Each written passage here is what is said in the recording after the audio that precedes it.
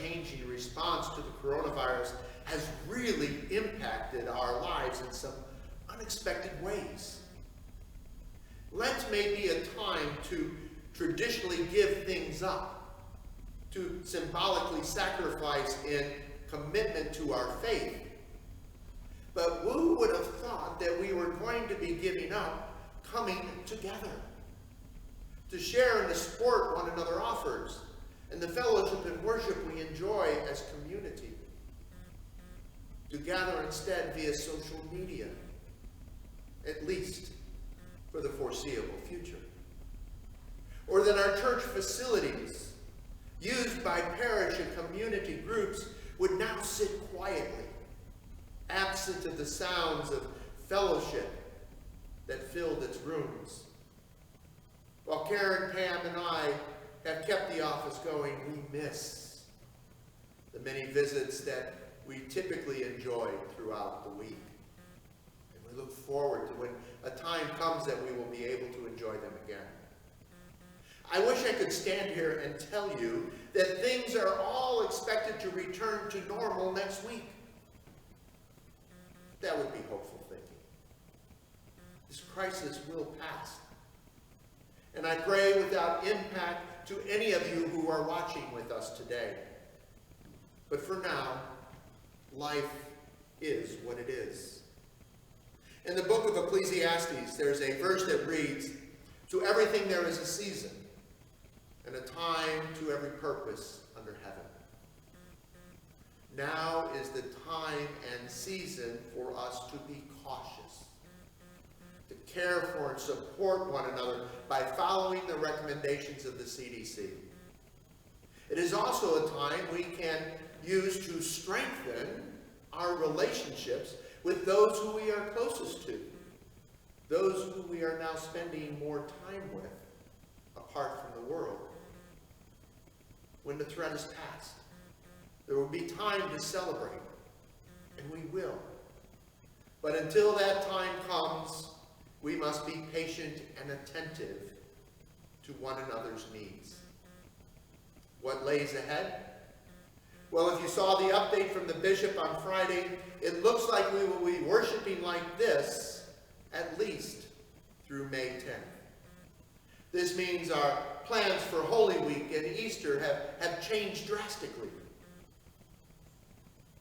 I will offer morning prayer throughout all of Holy Week. And the bishop has said that they are going to try and pull together a diocesan broadcast for the Feast of Maundy Thursday, Good Friday, and the Easter Vigil. We will still broadcast here on Easter morning. But hearing that triumphant acclamation of the Lord's resurrection, we'll have to wait until this crisis is past. I know this is frustrating for many.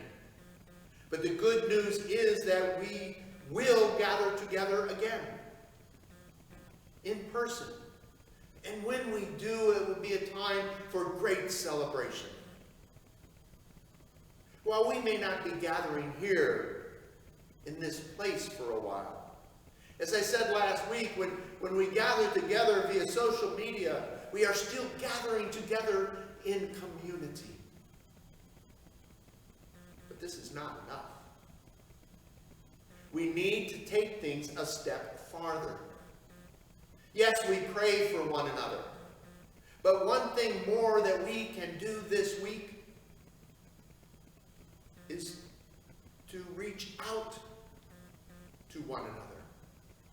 Pick up the phone and call someone, especially someone you haven't seen in a while. Not only to see how they are doing, but to offer help if it is needed. And a feeling of fellowship, of community. Because it could get awful lonesome sitting home alone.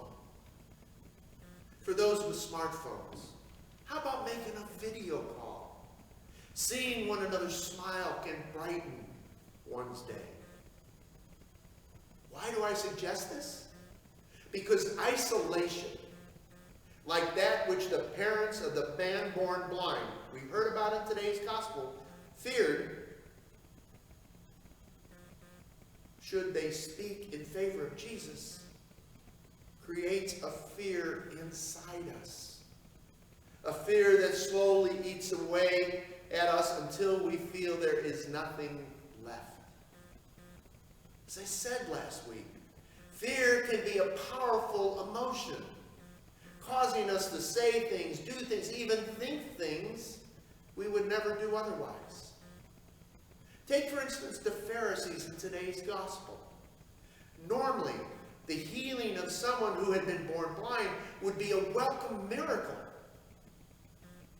But fear of the threat that Jesus presented to the authority and position they held caused them to question the source of his ability to bring healing to those in need, so that they might discredit him in the eyes of those who witnessed this miracle.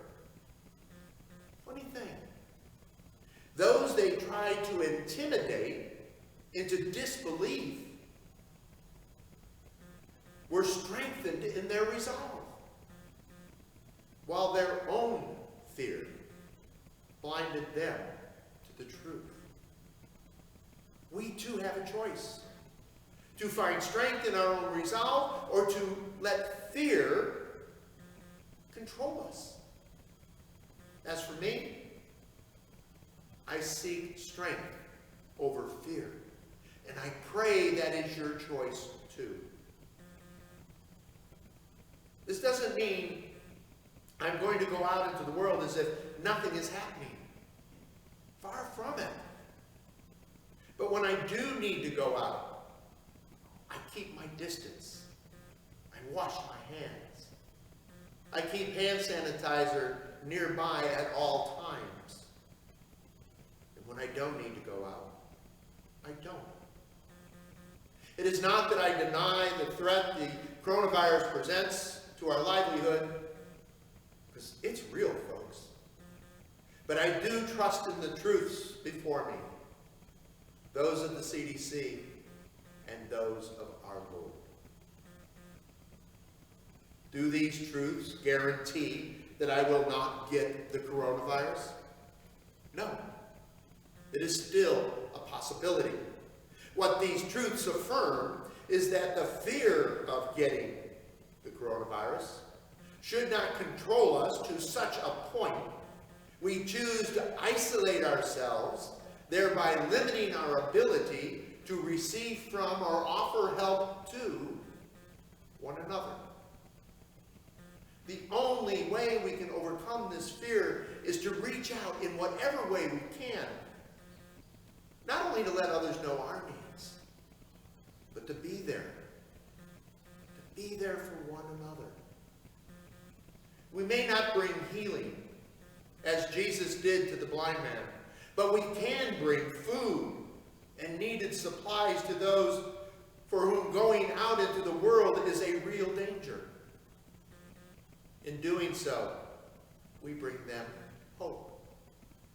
Hope that is reaffirmed in our sense of community, whether we gather together in person, online, or on the phone. Over the next 6 weeks, if we let our fear control us, it will become easy to forget our connectedness. So don't let it. Don't be like the Pharisees, or even the parents of the man born blind, living our lives in fear. Instead, let us live in the hope of the truth of God's love. Truth that has the power to set us free from our fears, so that we might embrace the grace that surrounds us. And there is grace, even in these uncertain times. Grace that is shared as we live in community with one another. Community that extends beyond the physicality we are accustomed to, and is strengthened by the bond of the Spirit that dwells within each of us. This week, let us use what gives us strength to keep and strengthen the connections and relationships that we value as part of this community and the wider community in which we live.